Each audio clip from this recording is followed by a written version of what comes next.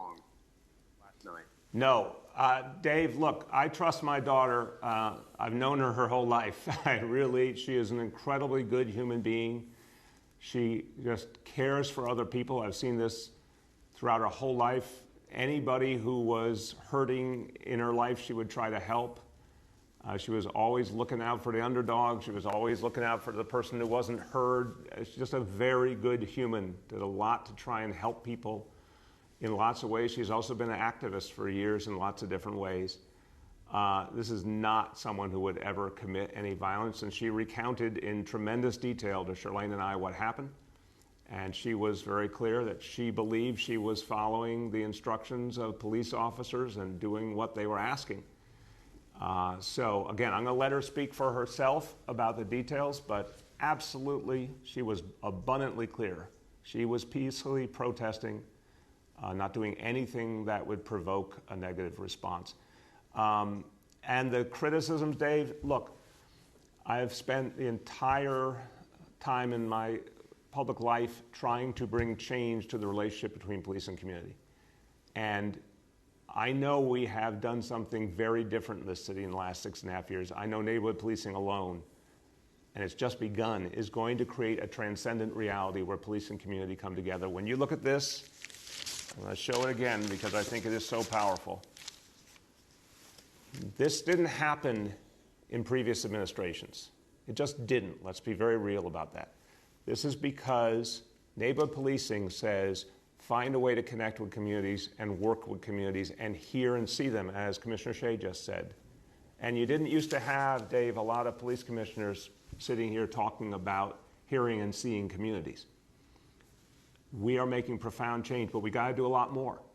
So what I have said these last days is we, the elected officials, the police leadership, we must change more. It is on us to do that. But I'm also going to express my respect for the vast majority of police officers who are doing their job out there. It's very tough circumstances the last few days. They've shown a lot of restraint. I'm always going to respect that. But any officer does the wrong thing, there need to be consequences, and they need to be fast. And we need to show, we need not to talk about it, we need to show it. So communities, we need to see action. That's what people will believe in. Arrested, why did you wait a whole day to let the public know? Jeff, I respect you greatly. I respect your news organization. I'm smiling and laughing because I think you misunderstand. If I had known that my daughter was arrested, I would have been the first to let the public know. I found out when my staff got a media inquiry, which gets back to your point about the fact that information was leaked. I have a 25-year-old adult daughter who lives her own life, chooses to share information with me if she deems to, but not something that's a guarantee when you're dealing with an adult child. So I knew that she had been out peacefully protesting on Thursday night. She had given me her sense of what she was seeing and her critique of things. Never heard from her after that she was involved in anything.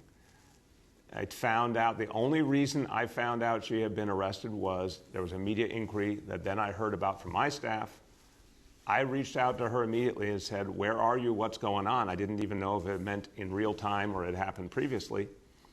And finally, she called back, and Charlene and I got in line with her, and she went through exactly what happened. We did not know that it had happened the night before. And she told us about the experience. So, no, actually this is a case, and this is the whole truth and nothing but the truth. The media knew about this before I knew about it. No, of course not. The SBA did something unconscionable, and it's not just because it's my daughter. They do this all the time with people's privacy.